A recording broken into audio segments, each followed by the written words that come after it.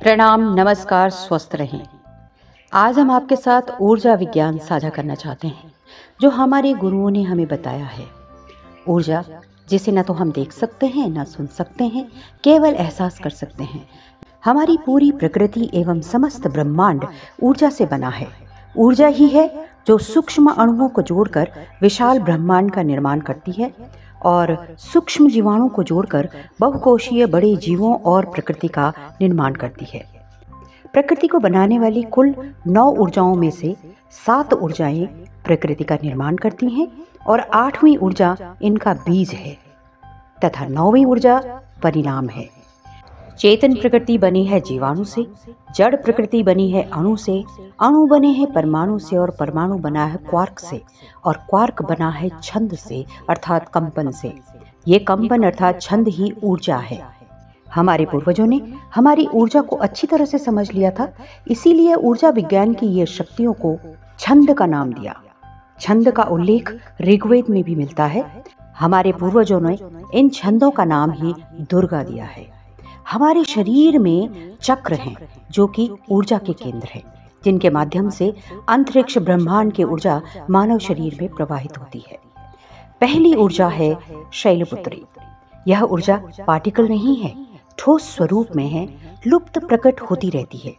सभी अणुओं, ग्रहों, तारों का भार यही ऊर्जा देती है। मानव के भीतर एक रहस्यमयी शक्ति निवास करती है जो गहरे आवरण में छिपी हुई है। इसका संबंध अवचेतन मन से है, जिसमें पिछले जीवनों के कर्म और अनुभव संचित रहते हैं।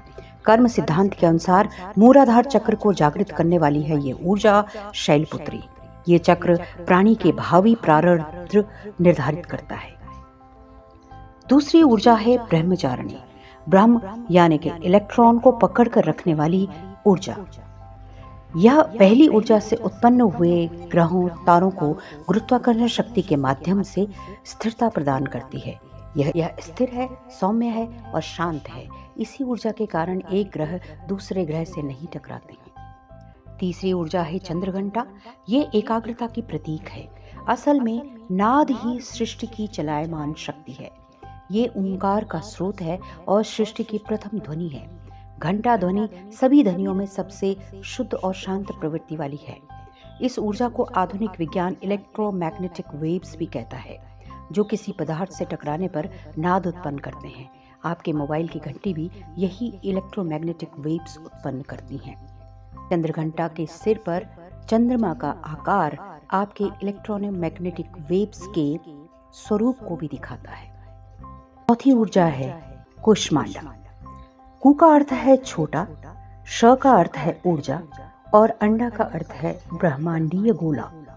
गोलाकार इस ऊर्जा ने पूरे ब्रह्मांड को एक आवरण देते हुए गोलाकार स्वरूप दिया है। सृष्टि या ऊर्जा का छोटे से बृहद ब्रह्मांडीय गोला। संपूर्ण ब्रह्मांड में ऊर्जा या चेतना में सूक्ष्म से सूक्ष्मतम होने की और विशाल से विशालतम होने का विशेष गुण है, जिसकी व्याख्या कूष्मांडा करती है। 5वीं ऊर्जा स्कंदमाता है। किसी भी टिश्यू में यह ऊर्जा प्राण भरती है, इसीलिए यही ऊर्जा है जिसे हमारे पूर्वजों ने माता कहा है। यह ऊर्जा हमारे शरीर के अंदर हर ऊतक में प्राण भरती है। स्कंदमाता ज्ञान और क्रिया के स्रोत, आरंभ का प्रतीक है। यह वो ऊर्जा है जो व्यावहारिक ज्ञान को सामने लाती है, वो जो ज्ञान को कर्म में बदलती है। छठी ऊर्जा है कात्यायनी। माँ कात्यायनी ऊर्जा का वह रूप है जो अदृश्य दिव्यता के अति गुप्त रहस्यों के प्रतीक है। यह ऊर्जा प्रकृति में जीवो जीवस्य जीवनम की संरचना को पूरा करती है, अर्थात पारिस्थितिक तंत्र का निर्माण करती है।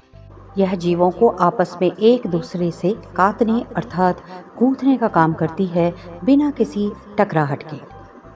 7वीं ऊर्जा है कालरात्रि। रात में आप आकाश में देखेंगे तो तारे बहुत छोटे नजर आते हैं और काला धब्बा विशालकाय। यही कालरात्रि है। इसी ऊर्जा ने पूरे ब्रह्मांड को स्थिर रखा हुआ है और सबको बढ़ने का और फैलने का अवसर देती है, जिसे आधुनिक विज्ञान ब्लैक एनर्जी भी कहता है, जो ब्लैक मैटर का निर्माण करती है, ब्लैक होल का निर्माण करती है।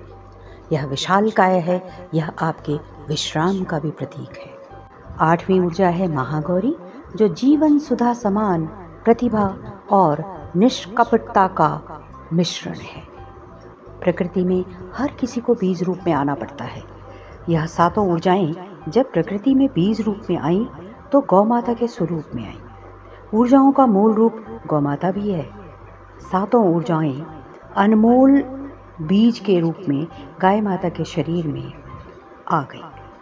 7 ऊर्जाएं एक अनमोल बीज के रूप में गाय माता के शरीर में होने से पंचगव्य दूध, दही, घी, गोबर और गौमूत्र को अमृत समान माना जाता है, क्योंकि इस पंचगव्य से सभी अणु और जीवाणु प्रकट होते हैं। इन्हीं ऊर्जाओं ने पूरे विश्व को बनाया है, इसीलिए गौ माता को भी विश्व की माता कहा जाता है। गाय के कंडों और घी से अग्निहोत्र करके हम अपने जीवन, परिवार और समाज में सकारात्मक ऊर्जा को फैला सकते हैं और गाय के पंचगव्य से प्रकृति को चलाने वाली सभी जीवाणुओं को उत्पन्न करके प्रकृति को सजीव और शुद्ध कर सकते हैं। इसीलिए कहते हैं कि ये ऊर्जा महागौरी हमें सोचने और समझने का विवेक प्रदान करती है। 9वीं ऊर्जा है सिद्धिदात्री। यम, नियम, आहार, विहार, प्रत्याहार, ध्यान, धारणा, इनकी प्रक्रिया तय है। इसीलिए इस आधार पर हम जो भी कार्य करते हैं उसकी सिद्धि हमें प्राप्त होती है। यही सिद्धि प्राप्त करने का मार्ग है। ये सिद्धिदात्री ऊर्जा एक्सिस है। ये ऊर्जा सुप्रीम भी है और शून्य भी है। यदि वैदिक गणित के आधार पर इन ऊर्जाओं को लें तो वैदिक गणित का पूर्णांक 9 होता है और हमारी वैदिक गणित कंप्यूटर के डिजिटल रूट पर आधारित है।